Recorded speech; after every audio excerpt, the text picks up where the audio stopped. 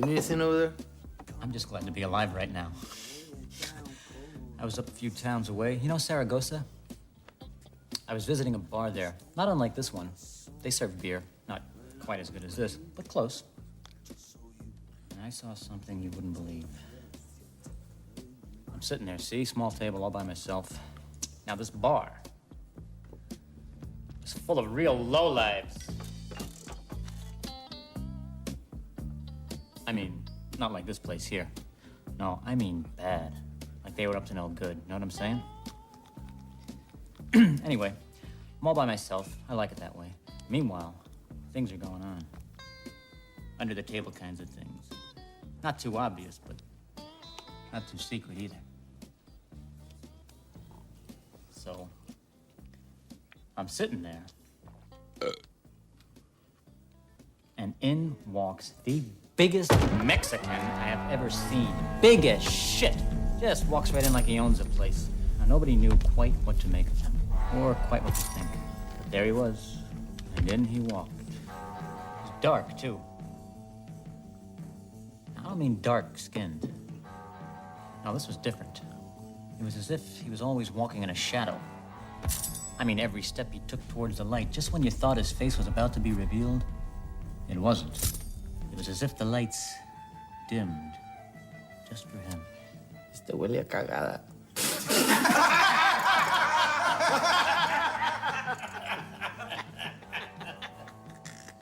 So,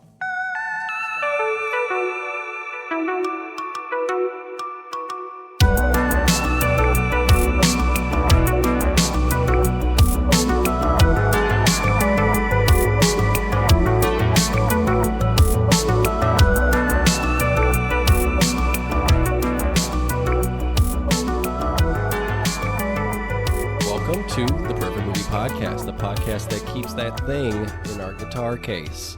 I'm Michael. I'm Caitlin. And today, we're covering Desperado as part of our Toxic Love February, where we talk about movies at the crossroads of crime and romance. Desperado is a film by Robert Rodriguez, the director of Spy Kids, Spy Kids 2, The Island of Lost Dreams, Spy Kids 3D, Game Over, and Shark Boy vs. Lava Girl. Desperado. Just bangers out of bangers. Also maybe better known as the director of Sin City, From Dusk Till Dawn, The Faculty, Planet Terror, Once Upon a Time in Mexico, The Machete. Good friend of Quentin Tarantino. And this movie is actually the sequel to El Mariachi, his first film, which he made on a $7,000 budget. Crazy. Which is essentially, well, it essentially is a lot like Desperado because he kind of just remakes a lot of it with a bigger budget. This movie has a $7 million budget, which actually, if you think about this movie, that's pretty damn low. Yeah. It's a 95 movie, and $7 million is not a lot for the amount of explosions and dudes flying around we get. Yeah. And I think it grossed $58 million worldwide, something along close to that. Yeah. Which is a crazy return for a $7 million movie. Yeah. It's nuts. And as we showed with our filmography coverage, Robert Rodriguez continues to work today, making classic films like Shark Boy versus Lava Girl.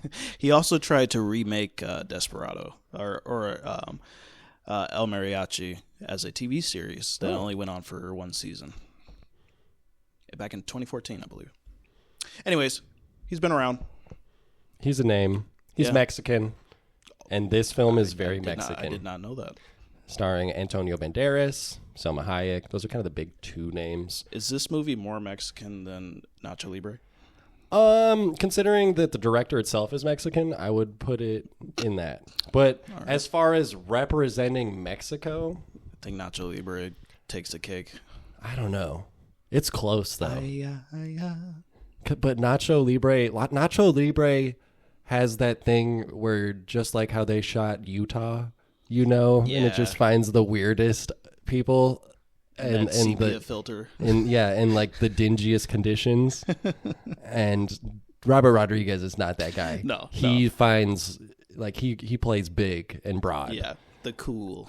Yeah. He's finding I mean, he must be in love with Antonio Banderas' chin because Salma Hayek licks it very, very aggressively. I mean, he is a handsome guy. And suggestively during their sex scene. That's just a move I've never seen, is a full-on chin lick. Yeah, yeah. I mean, like I said, there was several moves moves during that sex scene I've never thought of. It was steamy. It was hot. Story about that. Trivia, IMDb might be true. Robert Rodriguez said in an interview that the whole crew showed up to watch the sex scene get filmed, but he locked of course he didn't allow it, and it was just him and the script director and the actors, but everybody showed up to see Salma Hayek. And then Joaquim de la Almeida is Bucho. He's the main bad of this. We have Steve Buscemi, who's kind of just the Ballad of Buster Scruggs. His name is Buscemi. And Cheech from Cheech and Chong as a barmaid in that first scene. And it's a very simple story, Desperado. A man who carries a guitar case was once wronged. His wife was killed. And now he's on a revenge quest to, kill the man that's at the top of the organization that killed his beloved wife. And that's really all you need to know. It's a very, this movie is almost a remake of A Fistful of Dollars, which is a movie where Clint Eastwood rides into a town and there's warring factions and he cleans up the town. It's technically a remake of El Mariachi as well. Very simple story. And I think that just lets the extra stuff on the side, the Robert Rodriguez specials, shine in this film. I actually really like this film quite a bit. Out of the movies that we've watched recently, this is definitely the best one. You think that? I think so. I'm kind of shocked you said that. I thought you would come down on liking True Romance more. No, I like this because the feeling of it was great. The atmosphere is great. This is a B movie. It's a whip crack of a movie. Yeah. For sure. And it's like it, I don't know. It knows what it is. Mm-hmm. And that's great. Yeah, and it all opens with Steve Buscemi giving the backstory of the El Mariachi as he just sits at a bar and says, "Hey, buddies, I heard a guy one time, fella." That's not a bad Buscemi impression. And did you notice in the middle of that scene how much just burping sound effects are popping off? Yeah. Early on in this movie, it really struck me how many of the sound effects are these really stock. There's a lot of punches that are that very basic sound. I think I have that jab sound effect on my computer right now. Probably. The gunshots too. Yeah. Yeah. But shall we get into the performance test?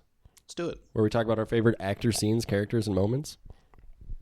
It was the performance of a lifetime. Antonio Banderas, he's a cool guy. Yeah.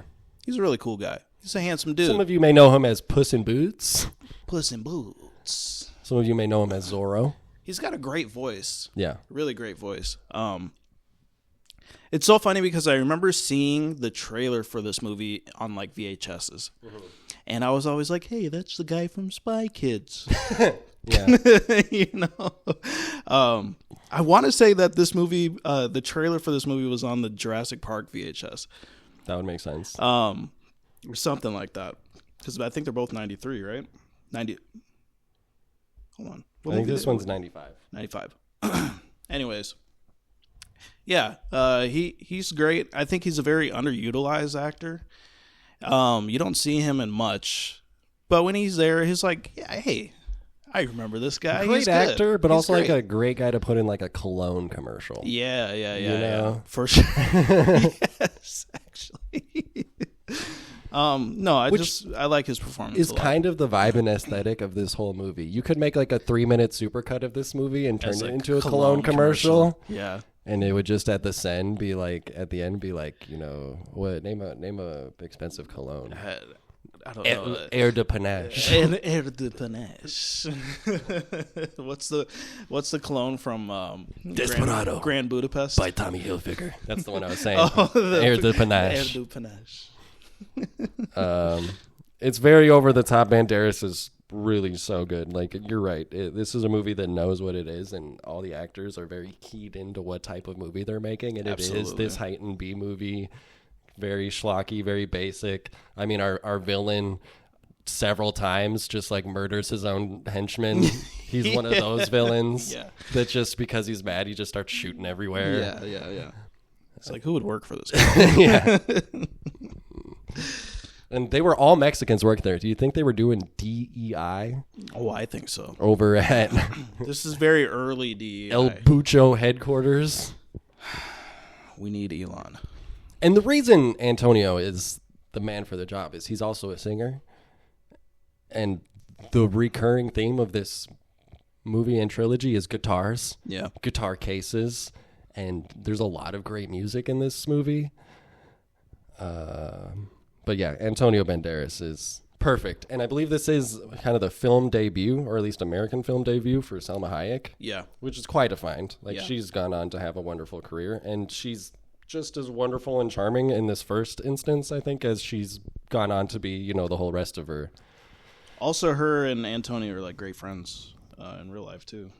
And this is another one where I do think the romance plot is a little thin. But Yeah. I like it more than true romance because our Desperado character does not seem quite as unhinged. Like, he does have that brooding, I'm here for a revenge mission thing, but there's not as many red flags as Christian Slater. But he's like your classic action hero, though. Yeah. So it's more forgivable because, again, it's like we know what this character is. He's a man riding his horse into town, you know? Yeah. He walks into town with his briefcase full of guns, with his guitar case and full then of he guns. rides off into the sunset with the girl kind of thing. Yeah, they drive off in the Jeep. Yeah. It's very modern Western, and sure. and it's knowing and it's playing with these archetypes.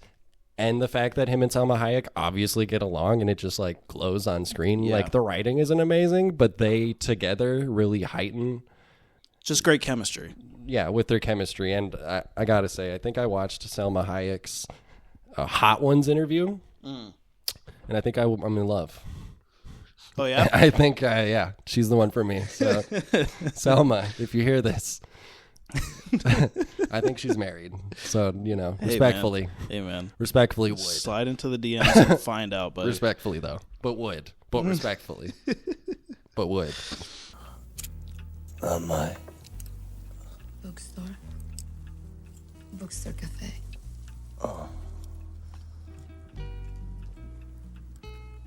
What the hell you give me? Painkillers. I'm operating.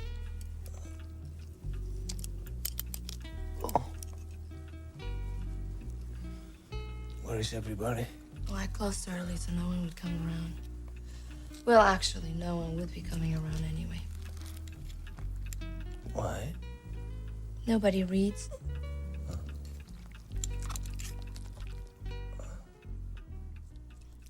Can I shout out the most Mexican fact I learned? Sure. So Danny Trejo and Robert Rodriguez meet on this shoot, and they find out they're second cousins. No way. I can't think of a more Mexican thing to do than to go to work and meet your cousin that you've never met before. That's so crazy. That's hilarious. And Danny Trejo is in this. He plays a knife-throwing assassin. And he does everything with his knife, because if you notice, the first time you see him, he dials a phone with a knife. Yeah. Me and you mentioned off screen that Danny Trejo has been the same age for thousands of years. Just like pockmarks to shit. Yeah. But, you know, that same steely, same face He might be a vampire. We don't since know. the 90s. Yeah. It's wild. We were saying he looked like he lived a hard life. But he's great. Everybody loves Danny Trejo. And his scene is great where he's R.I.P. Steve Buscemi, spoilers, but Steve Buscemi gets knifed. And Antonio Banderas shakes off like 3 knives. He gets one in each arm. Yeah. He gets one to the back. But the best part is when the dudes roll up in like the little Cadillac with the pop top, and he's throwing knifing like through the open, what is that, the sunroof? Yeah. And he takes down like 5 guys Dude with is Uzis. fucking lethal with those With his knives. Fucking only use me blade over here. I love that though. Like movies like this where you have just the guy that has his thing and he sticks to it the entire time. Like I'm the knife guy. That's the knife guy. We sent our best knife guy on the job. Yeah, it's hilarious. And Danny Trejo has 0 lines. He's just a presence. It's like picking a class in like in I don't know, some video game. It's like the knife class. The knife wielder. Yeah. That's great. You have Fernando Torres as kid who plays guitar, and he's kind of like the little brother archetype in this film. Yeah. For Antonio Banderas. I want to say In a Fistful of Dollars, which again this movie is kind of just a remake of.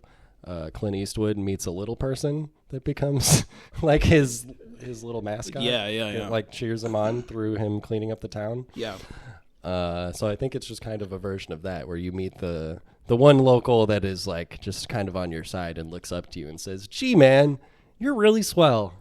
And this becomes like character becomes a thing in Robert Rodriguez's films where he has a kid in a yellow shirt. That's a thing, at least for the El Mariachi films. Are you telling me there's not a kid in a yellow shirt in Shark Boy versus Lava Girl? There's a lot of kids in that movie. Actually, I think the main character has a yellow shirt. Maybe. The titular Shark Boy? No, the kid that follows around Shark Boy and Lava Girl. Have you not seen Shark Boy and Lava Girl? Spy Kids 3D? No, I haven't watched any of these. Probably. And Spy Kids as well. There's the Man of the Month. Quentin Tarantino has a cameo in this film as a man who tells a really long story. Does he say the N-word in that story? He does not. Okay. I don't think he does this time. Good job, Quentin. Yeah, great work. You told a story instead about a man pissing all over a bar. How entertaining. I just like to put myself in my movies.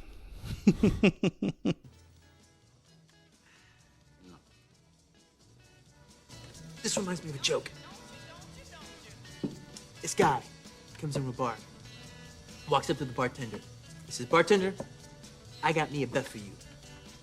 I'm gonna bet you $300 that I can piss into that glass over there and not spill a single solitary drop."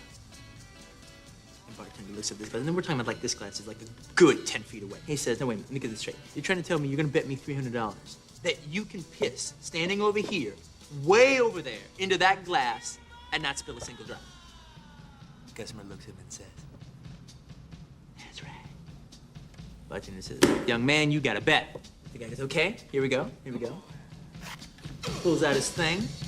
He's looking at the glass, man. He's thinking about the glass. He's thinking about the glass. He's thinking about the glass. Thinking about his dick. Dick glass. Be the glass. Dick glass. And then he lets it rip. And he's pissing all over the place, man.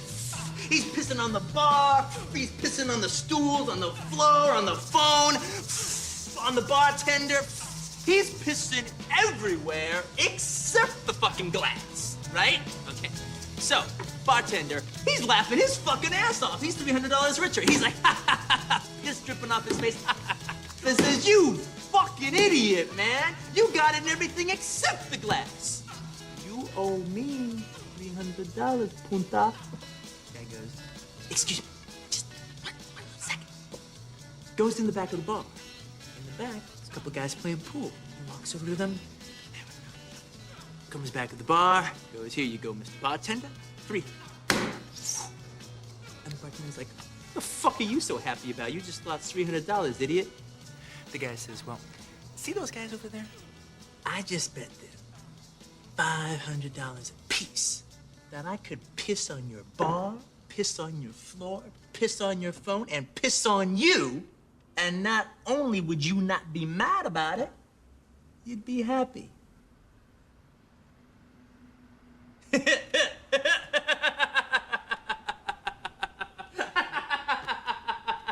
That's some funny shit, huh? You be happy about it. But that scene leans into the great bar shootout where El Mariachi has some very John Woo-esque double pistol action cleaning out this bar. Both movies that we've covered these past 2 weeks, big John Woo influence. At least, I mean, A True Romance had literally John Woo on the screen at one point. Yeah. Yeah. Pulp. And, you know, these types of action films. If this is a film where two guys slide belly first down a bar while clicking their guns that are jamming, and then they pull out 3 straight guns, all that jam, and then I forget how that fight resolves itself. But it's really over the top and it's really great. Yeah, love the performances in this movie. Again, not too much with the plot, like not too much going on. But I mean, it's just everybody, again, kind of like True Romance. I think everybody's just having a great time. And it's fun to watch. This movie never gets boring, which is something I appreciate as well. The pacing is really great. That's one of the actual complaints that I didn't mention in True Romance. That movie was too goddamn long. But this has great pacing, and it's from start to finish. And the performance definitely helped elevate that just because, you know, you feel the energy from the characters. Should we move on to It's an Art Bro? Let's do it. This is where we're going to talk about aspects of the filmmaking process, like sets, effects, lighting, the style of this movie. What's this? It's an art project. Okay, I like it. Picasso. Yeah, that way. So Robert Rodriguez, this film kind of skyrocketed him into like being a household name. Yeah.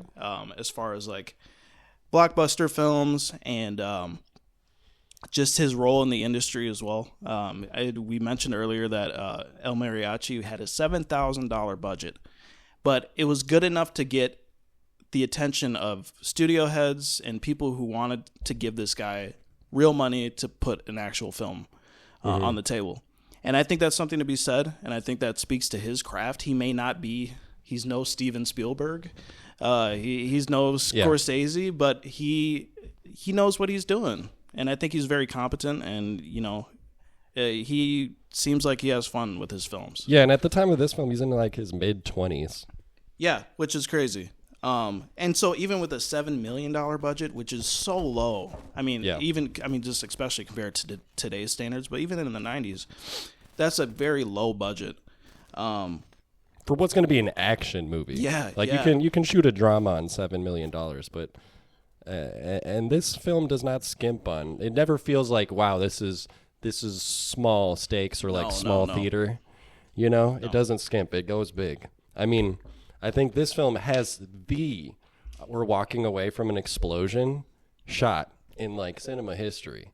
When he drops those grenades on the henchmen and they're on the roof and he takes Salma Hayek's hand as the explosion happens behind them.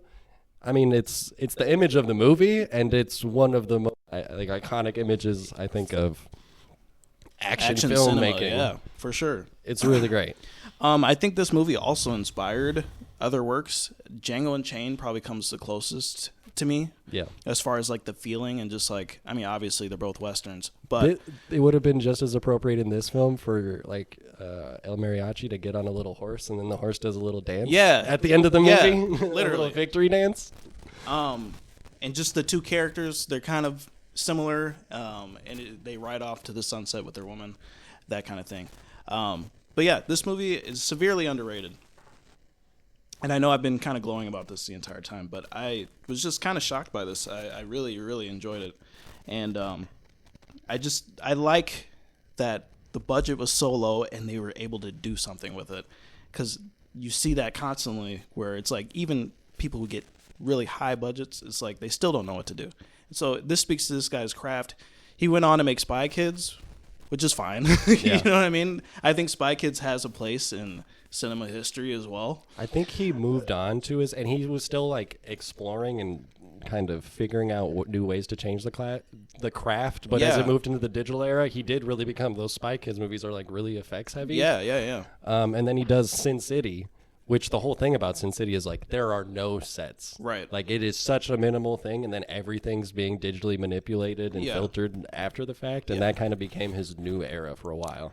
I mean, and then you think of like the other aspect of like all these Hispanic actors that are in this. Yeah. And then even in Spy Kids as well. Like you get Danny Trejo back, you get Antonio Banderas back again. Like you're making these guys household names. You know what I mean? And now they have a place to fine tune their craft and also make some money, which is Yeah. great. Because otherwise, you probably wouldn't have heard from these guys, you know. So I like that. I want to say this is like the Hispanic equivalent to Black Panther. Almost. It's just like This we're is bringing my all Black these Panther. we're bringing all these Hispanic actors in here. We're Yeah. gonna let them do their thing. Hopefully, they can get a shot. You know what I'm saying? It's true. It's a real It's cool. celebration of like Mexico and being Mexican. Yeah. And I mean, there is a kind of small group all from this era that, like Guillermo del Toro, another Mexican director that's very popular, and also Alfonso Cuarón is also a Mexican filmmaker, Yeah. and he came around a little later. But there is I don't think you normally in your mind conjure like film history into being like a Mexican thing, but at least in recent times Right. they have been, some of the bigger names. Well, if you think back to like older westerns, like The Good, the Bad, and the Ugly, usually the Mexican characters are always the bad guys. They're usually not very attractive. Half the time they're played by white guys in a lot of brown makeup. Yeah, or they're like the sidekick character kind Yeah. of thing, and it's just not it's not tasteful, and so you're giving another output for those types of films and allowing these Hispanic actors to shine, because there are some fantastic Mexican actors out there. So I'm gonna pivot to talking about how inside El Mariachi's guitar case full of weapons, he has a little like cannon that looks like a little dick and balls. nice. Just a great touch. Yeah. Salma Hayek mentions at some point, I hope you never have to use that. And we never use it, I don't think, in this movie. But I just love that it's there. Unfortunately. I wonder if in Once Upon a Time in Mexico, somebody uses the little dick and balls cannon. Maybe. Because that is the third in the... How about the guitar case rocket launcher? I mean, that's really what... It's the reason to watch this movie. Yeah. Is she calls his backup. And one of the backup guys is the guy that stars in the original El Mariachi. Yeah. He has two guys show up. One of them has two machine gun guitar cases. Yeah. And then the other guy, and I love the way he hits the knee every time. yeah. He goes full like kickstand mode with the one leg like straight, fully extended. Drops to a knee and launches a rocket out of a guitar case. It's Not awesome. once, not twice, but I think 3 or 4 times. It's just awesome. And that's really like, if you didn't get it yet, that's when you're like, this movie doesn't care. No, it's very okay. So I mean, it's a B movie. It's very reminiscent to like blaxploitation films and different things like that. It defines pulp, I would say, even more so than I would think like maybe like True Romance and stuff like that. But this is just like, yeah, it's just one of those films where it's just like this was just the time period for this, and it's great. I don't know if I have much other than saying that the soundtrack is filled with a lot of like American rock and also like Mexican music, and it is very great. And Antonio Banderas does perform that song at the beginning, which is a really fun scene. And another reason why Antonio Banderas is perfect for this role, because he's multi-talented. He could use a guitar in that case, but He's literally Jamie Foxx. I'm telling you. Mexican Jamie Foxx. Yeah. Yeah. Shall we move on? Let's move on to, hey, what are you trying to say? Take it away whenever you're ready. All right, let me just get that last measurement on your Thank you. I need this for the wedding. Okay, well, I need it really quickly. Like it could take about a week to do. It could take a week. Mm-hmm. So what are you trying to say? He's trying to say that I'm so big, my bum is so big, you need to order to various countries far away to get enough material to make a pair of pants so I can fit my incredibly obese buttocks into a pair of your specially made little suits. No, I mean I'm the only one working here this week. Oh, okay. Oh, well, that would be great. Which I don't... Should we just say next? Revenge is good. I guess. I guess if you're Antonio Banderas. If you're going to befriend a little boy on the street, he might be a drug dealer. If you're Mexican, your hot Mexican girlfriend is moidled. Yeah. you'll get a new hot Mexican girlfriend. It's true. It's true. Sometimes it be your own people. Sometimes. Because El Gordo, El Bucho, it turns out to be El Mariachi's brother. El Mariachi. What? Dun, dun, dun. It be your own flesh and blood. So there's some attempt at pathos there. I don't know if I really cared whether or not it was brother. It really gets resolved a minute later when he double pistol shoots him in the fucking face. Yeah, So yeah. it just made him a little sad for a minute. It seems like. And he was fine. This movie just made me like really want to watch Nacho Libre just for the music again. Just because I love the music in this. And it was just like every time, I don't know, I just wanted to go, I don't know. A crossover movie would That be great. with Nacho and Desperado? Yeah, that would be fucking awesome. Where he befriends a whole monastery full of little boys. Ooh. Pause. In a big brother, big sister kind of way. And Nacho is like, he fights the knife guy. Yeah. With his wrestling. He's the wrestling guy. He has his cape, but it's like it's built out of the Keanu Reeves John Wick material. Oh, so like it's like a Kevlar cape. Yeah, and he's blocking the blades. That would be sick. That would be sick. And then he does the eagle dive on him. He does the eagle dive, and he belly flops onto a rocket, and the rocket flies him up to a plane, and then he fights all the dudes in the plane, and then he parachutes out. Cape. The cape is his parachute. He's like Batman. Basically. That would be awesome. That'd be and it's the Dark Knight Rises scene. Where he's like, no, you stay. They're expecting bodies. Nacho and Desperado. And Bane. And Bane. Batman. You think the darkness is around? I was born in it. We're getting a little Yoda-y. Oh, yeah. I was born in it. Born in it I was. There is another. There is another. You will be. You will be. Speaking of Yoda, we're going to go see the film The Monkey after this episode. The Monkey? And The Monkey is starring, kind of like Yoda, Elijah Wood, who plays Frodo Baggins, who's a little person, like Yoda. I was not expecting that comparison, but okay. So FYI, guys, we're going to watch The Monkey. Yeah, Elijah Wood is in that? Mm-hmm. Oh, shit. I think just for a minute. I know nothing about this movie other than the trailer I saw. I really just know that there's a monkey.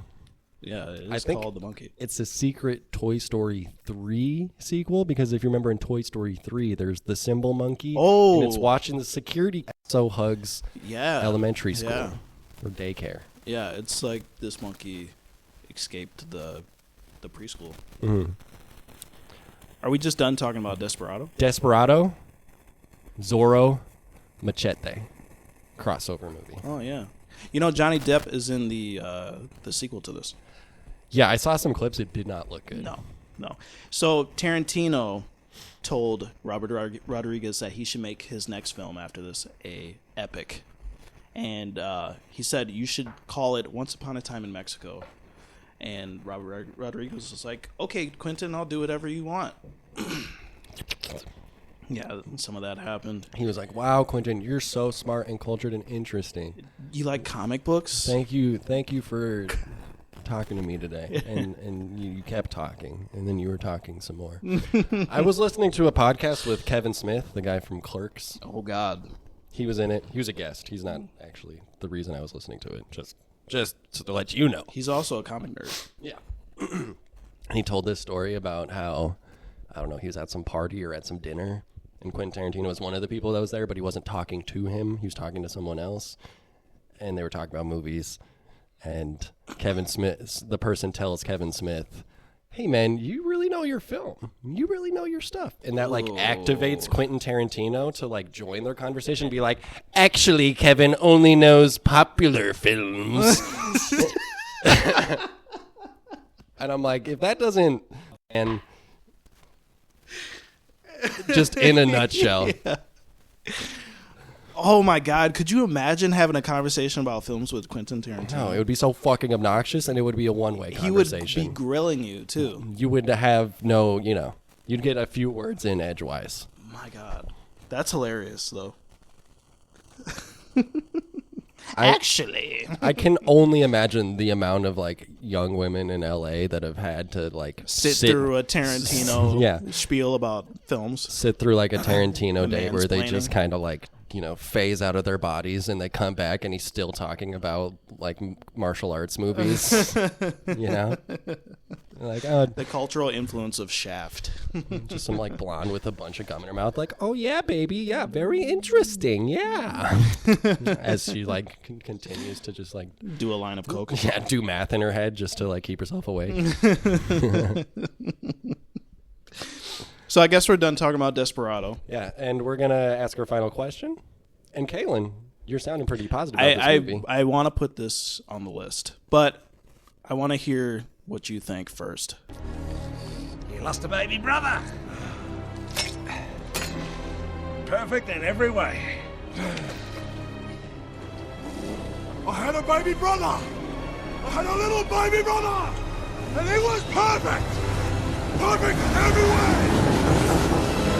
We'll ask our final question. Is this a perfect movie? And I have no problem with that. I didn't expect you to like it this much. I don't think I necessarily like it on a perfect movie level. Okay. I think it's like a solid, like a really fun 3.5-star movie or something. But I have no problem. Like I have no qualms. Like compared to True Romance, where at the end I said too many red flags. Yeah. Fun and enjoyable, but too many red flags. This is not a red flag movie. I just respect the craft, man. Yeah. I have no problems with this movie. So hell yeah, let's put it on the list. Which is I especially just after off the heels of what we watched recently. I was like, this is a movie. They're making movies now. This is fun. And that are like they get you going. Yeah. They keep you. True Romance had me going in the first half, not gonna lie. Towards the end and after the racist scene, I was like, I don't know about this one. Yeah. I respect the craft. I love all the Mexican actors in this. I think it's awesome that they got time to shine, and now they're like cultural icons. It's great. Agreed. Hell yeah. Let's rubber stamp it. Let's put it on the list.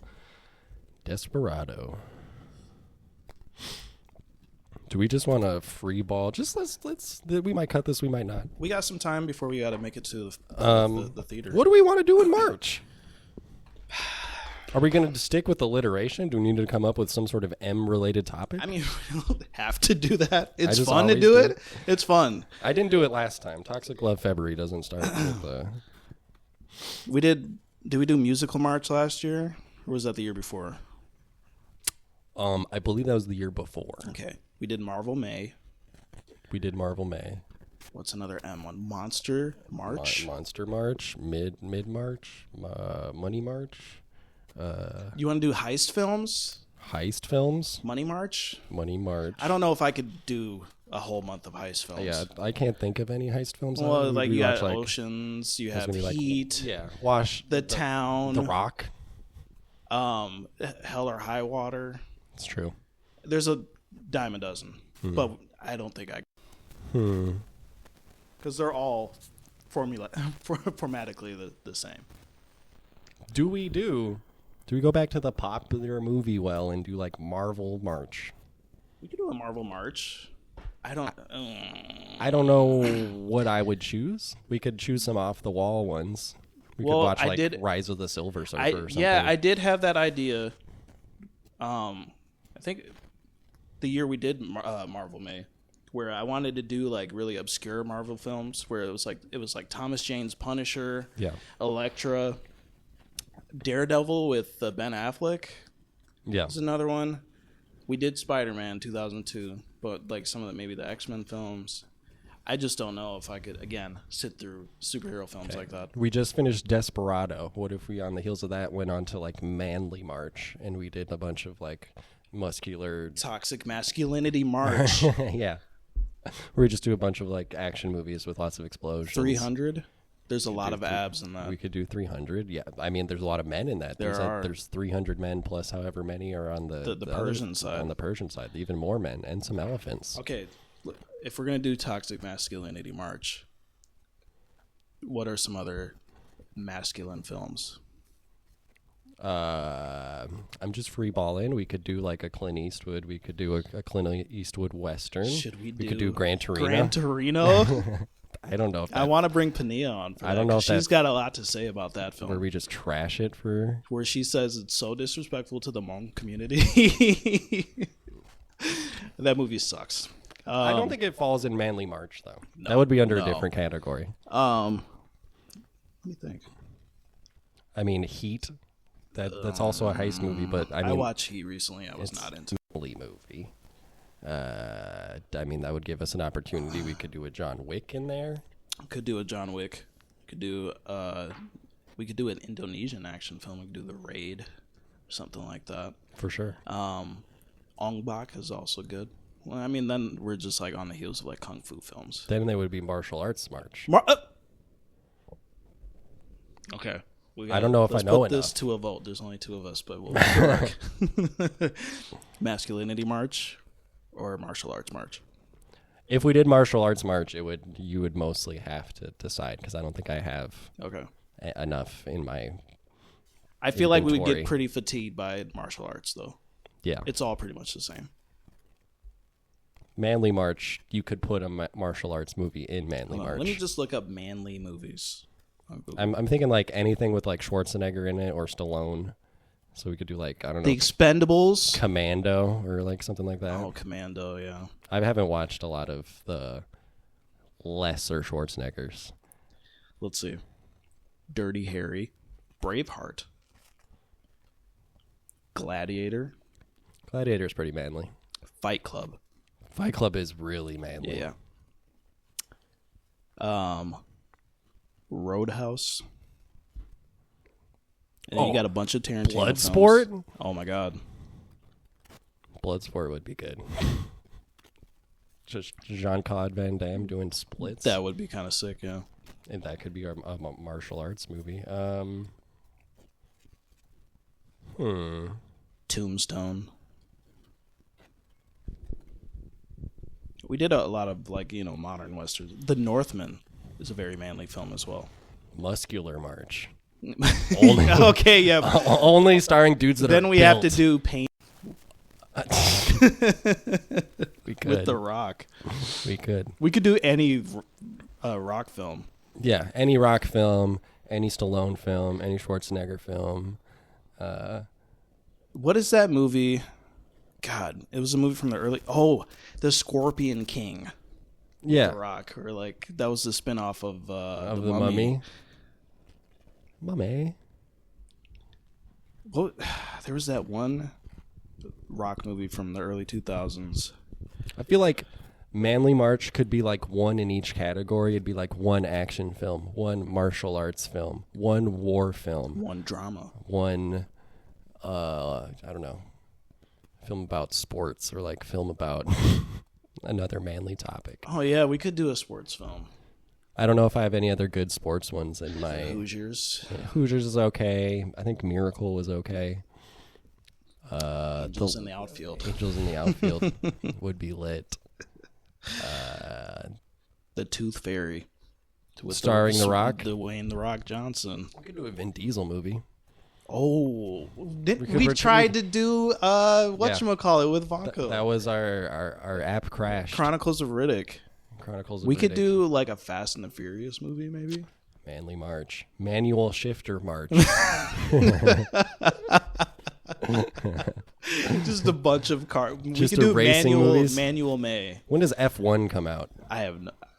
That actually looks fucking sick. It's the Brad Pitt F1 movie, and I don't know for sure, but the racing looks real as fuck. Like it looks like they're really out on the road. I did see that. I thought that came out already. Or maybe I'm no, tripping. the trailer came out, but it is not a movie that's out yet. It's coming out this year sometime. We could do Hobbs and Shaw. We could do Death Race starring Jason Statham. Jason Statham. Wait, okay, Manly March. We need pick 4 stars of the manly movies. I feel like one Jason Statham. We could do Transporter. Yeah. Or no, Crank. You got to do Crank. Do we do Gotta Crank? do Crank. Okay, so Manly March. We got a Jason Statham. We got Crank. All right, now we need one. Do we need an Arnold movie? Yeah, we need an Arnold movie. We haven't covered a Terminator. We could do a Terminator. We could do T2. T2. Okay. What about a Sly movie? First Blood? I think we could do Sly or Bruce Willis. First Blood or I don't know. We got maybe do Die Hard. We did Die Hard. We did. Oh yeah, we did Die Hard. We did Die Hard 2 Christmases ago. We could do a Die Hard sequel. We could do what's the Die Hard with Samuel L. Is that Die Hard 3? I think that's Die Hard 3. Yeah. I feel like we should do Stallone. Well, Wait, we hold can't on. do Arnold and Stallone. Wait, hold on. I think we got 4 eras, so we could do Transporter, right? We could do Early 2000s. Okay, we have our 90s, 80s, so that could be an Arnold, so T2. Okay, what if we did a Clint Eastwood Western? Okay, for 60s, 70s, 70s. 60s, we could do Good and Bad and the Ugly or Fistful of Dollars or something. John Wick, or we can and do then, a Keanu movie. Yeah, and then our new era action film, which I think John Wick might be the defining one. There's probably or Extraction. We could do Extraction. Chris Hemsworth is... He's awesome in that. Yeah.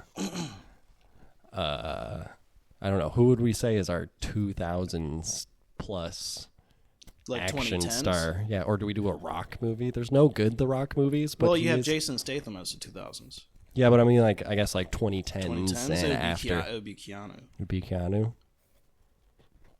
Okay. Or wait, no. The thing about Keanu, though, is he's been around for a long time. What if we did a modern Mission Impossible or a modern 007? Oh. We can do Skyfall. I think we could do Skyfall. You want to do Skyfall? We can do Skyfall. Is that a super manly movie, though? I think James Bond in general is manly. Yeah. And it's just a one man doing his job type beat. I think Skyfall's a good choice. Skyfall's the best one of those. Yeah. It's the best Bond movie. Spectre was ass. I didn't No, see not that. Spectre. The newest one, No Time to Die. No Time to Die. It had me in the first half, I'm not going to lie. I was watching it. There's a big beginning action sequence. I was like, God damn, I love James Bond movies. They're so cool. And then it had this whole villain that's Rami Malek. And then it was like, James Bond has a kid now and a wife. And I'm like, I don't care. I don't care. What was I going to say? Henry Cavill, I think he's up for Bond next. Wouldn't mind that. No. I thought it should have been Idris Elba. Okay, so 1 Jason Statham, 1, what did we just say? 1 James Bond, so Skyfall, Transporter or something, a Sly, Arnold, so T2, and then maybe Good, Bad, and the Ugly, or A Fistful of Dollars. Yeah. Something like that. Yeah. Sounds good to me. Does that sound good? Yeah. Manly March. Manly March, just through the decades. You guys just got a behind the scenes Yeah. of how we just come up with ideas. And, a lot of people have been talking about DEI. You know what involves DEI? Women. A lot of that gets forgotten. Usually we're thinking racially when we talk about DEI. But women also, they're out. No more. And also, summer's around the corner. Summer's for the Because boys. we all know the only reason you could possibly hiring a woman or a black person or a person from Mexico or a person from Asia or a person from India is because of DEI. Michael, me being on this podcast is DEI. It is DEI, even though you're not DEI hire, but I'm not getting paid. You're not getting paid though, so that kind of makes you. I wasn't gonna say it. Kalen, this is why we're best friends, because you complete my thoughts. All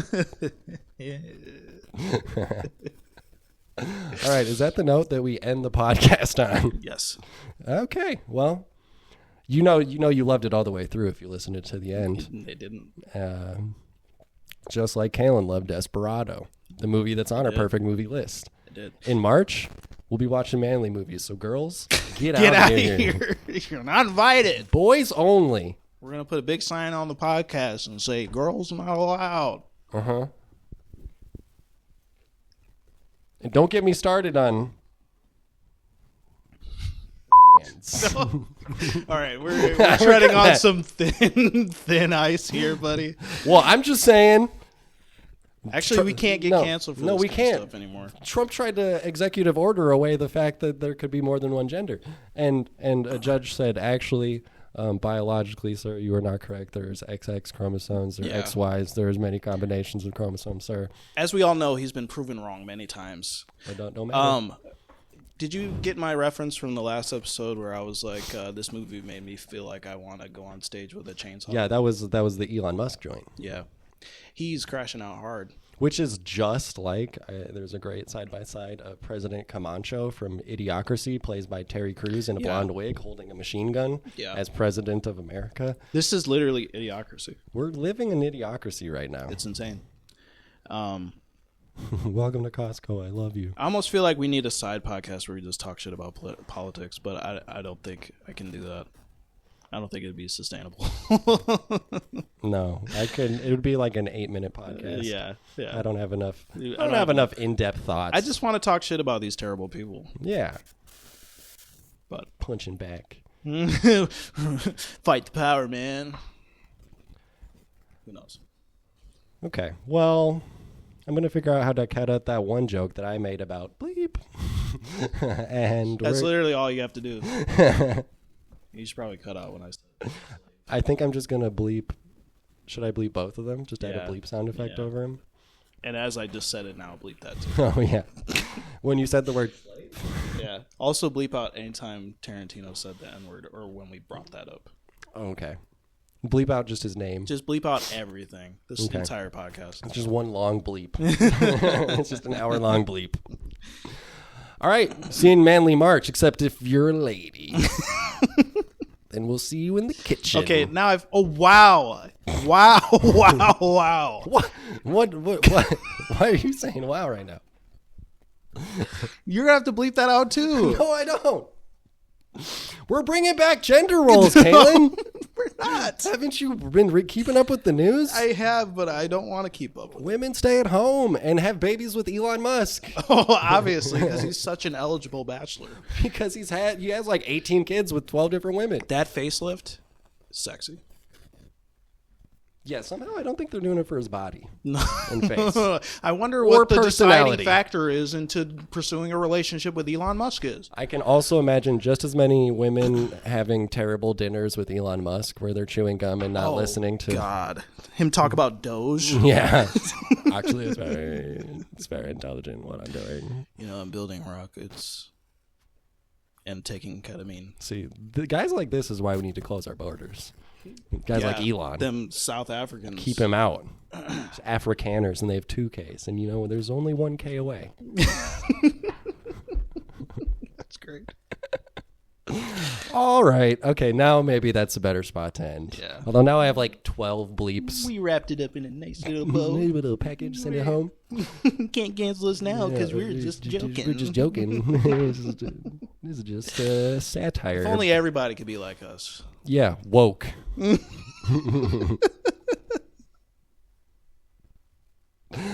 Did you hear? Okay, this is probably a totally fake Reddit story, but it feels like something that could be real. Is that this guy claims he had a friend who loved making chili and had like a chili recipe that he'd worked on for years. But recently that friend had also become obsessed with whether things were woke or not, and he hated woke things. So then his friend jokingly one afternoon was like, dude, I hope you didn't put beans in that chili. And he's like, what, why? And he's like, because everyone knows that beans are woke. And then he comes back, you know, a week later and there's no chili in his, and there's no beans in his chili. Oh my God. And then he tells him, dude, I was just joking with you. Nobody says that beans are woke. And then there's just like a fracture in the friendship they could never repair. Because of woke beans. This, and I mentioned this to you off camera, but I just think everybody is stupid. Idiocracy. Yeah. I just feel like there's like untapped mental illness, untreated mental illness that a lot of people are suffering through.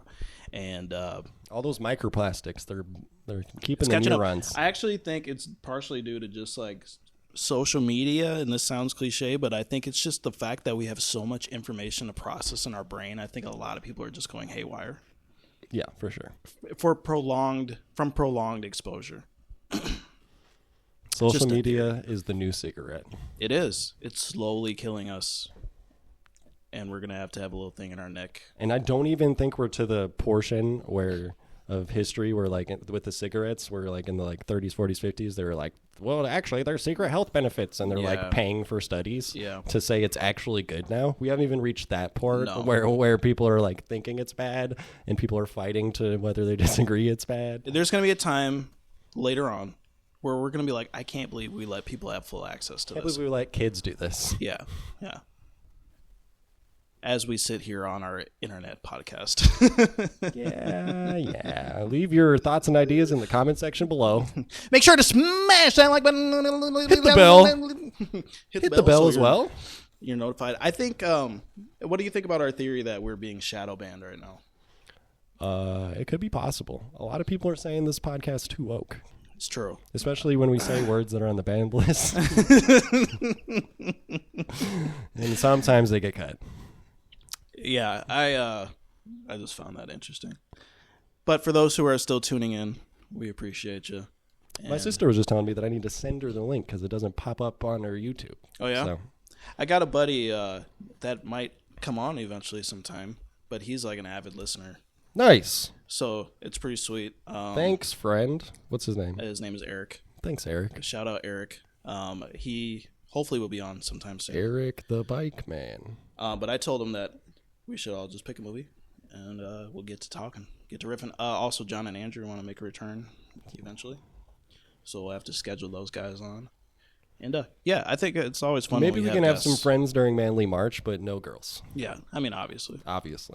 And you guys won't see it, but every taping, I'll be wearing a muscle shirt, and that's it. Oh, yeah. Be like easy on the eyes for me. I'll be looking like Nick Cage in Raising Arizona. Yeah, I don't think you want to look like Nick Cage, but all right, now we're gonna end the podcast. But first, just kidding. That's it. That's all we haven't even hit an hour yet. We still got 10 Yeah, but I'm hot. I want to open that window. It is a little toasty. All right, so let's see you later. Bye. See you in Manly March. Ladies, need not apply.